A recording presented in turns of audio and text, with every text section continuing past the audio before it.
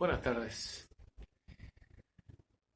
Estamos viéndonos, encontrándonos para poder proponernos el camino de oración o el ambiente en el que estamos viviendo esta Semana Santa desde el Centro de Espiritualidad Ignaciana de Mendoza. El ambiente espiritual de mañana propuesto para estos ejercicios es esa vinculación cercana, muy entrañable de Jesús con sus discípulos, pero los discípulos de Jesús no lo entendían, había como conflicto entre ellos, sus palabras no tenían el efecto que seguramente Jesús deseaba. Los había elegido para compartir con ellos el camino y la misión, esta tarea, este trabajo de él. De cerca, ellos podían ver cómo era que se vinculaba con la gente, cómo era que hablaba de Dios, cómo vivía él de verdad. Pero ellos tenían muchas dificultades para comprender.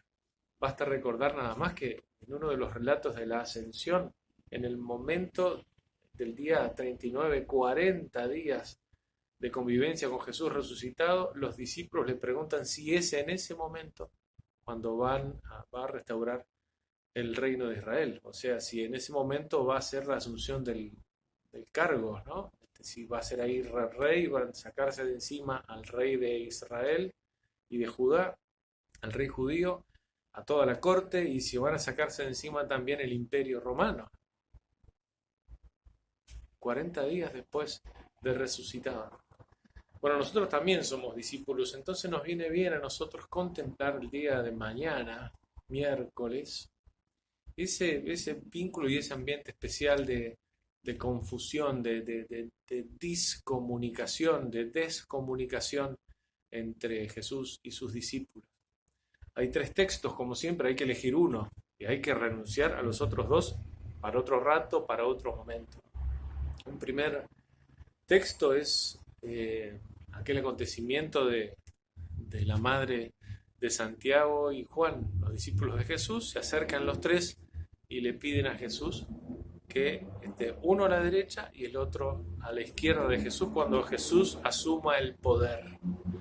Curiosísimo el contexto en el que eso sucede, ¿no? Porque es una oportunidad para Jesús, para dar una clave importante de cómo queremos vivir los cristianos y nosotros en la Iglesia Católica el poder, el servicio, la misión, la grandeza, la pequeñez, cómo tenemos que vivir nuestros propios vínculos.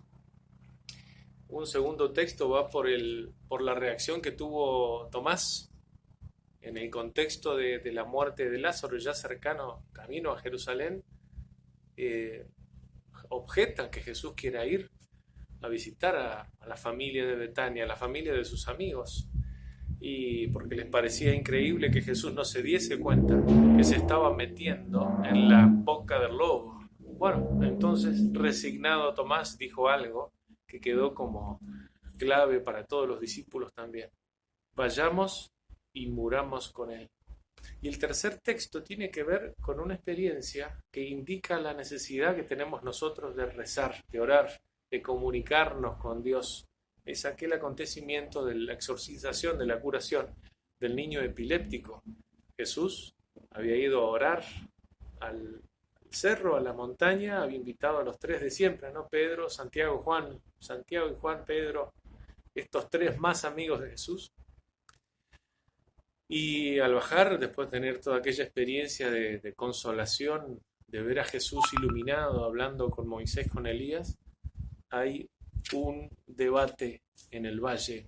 Una familia pide que por favor curen al niño, un niño, ellos entendían endemoniado, y no podían. Y había ahí grandes peleas.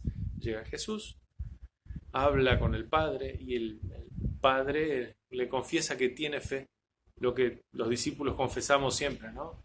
Creo, Señor, aumenta mi fe. Entonces vamos a elegir uno, vamos a elegir el primero. Y vamos a orar con él mañana. Bueno, podrán elegir los otros dos ustedes también.